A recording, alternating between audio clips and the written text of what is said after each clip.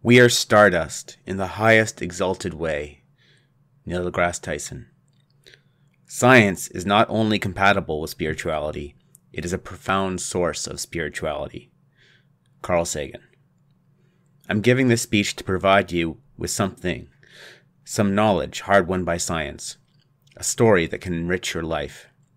After listening to this speech, you should be able to describe the cosmic journey of your atoms that comprise you, and state your unique role as part of the universe.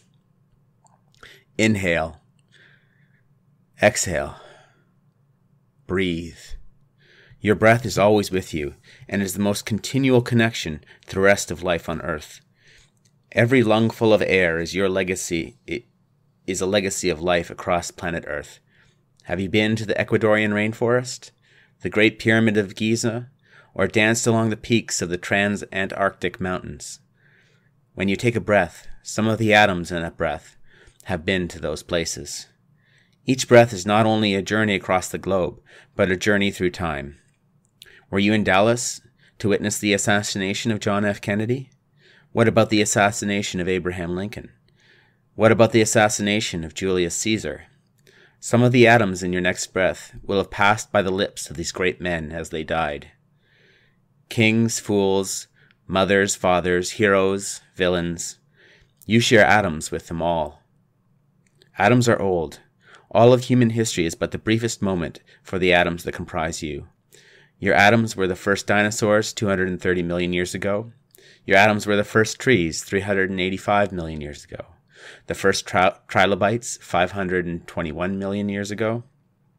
And yet your atoms are far older than that.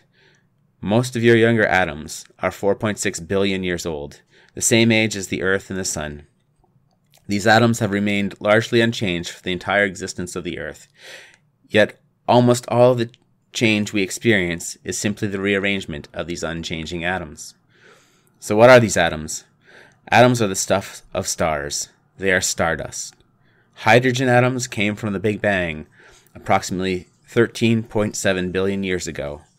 But all the heavier elements were reforged in the hearts of the stars.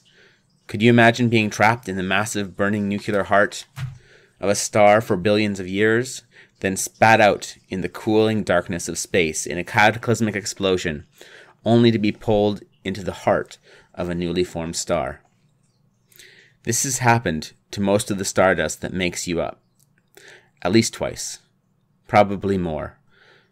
Our sun is what astrophysicists call a third-generation star, meaning some of the elements that make up the sun could not have been made by the sun, but must have come from a larger mother star that exploded.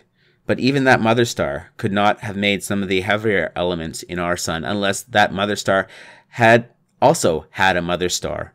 So, by the composition of the sun, we know that the sun had a grandmother. Hence, the sun is a third-generation star. It is likely that this process of explosion and star formation happened more than twice for the stardust that makes up our sun, our Earth, and each of you.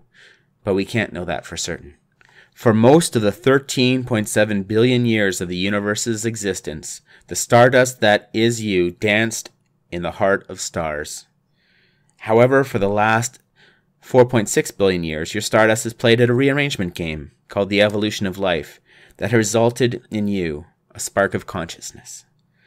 Just as each star is a point of light in the void of space, each of you is a point of consciousness in the void of awareness.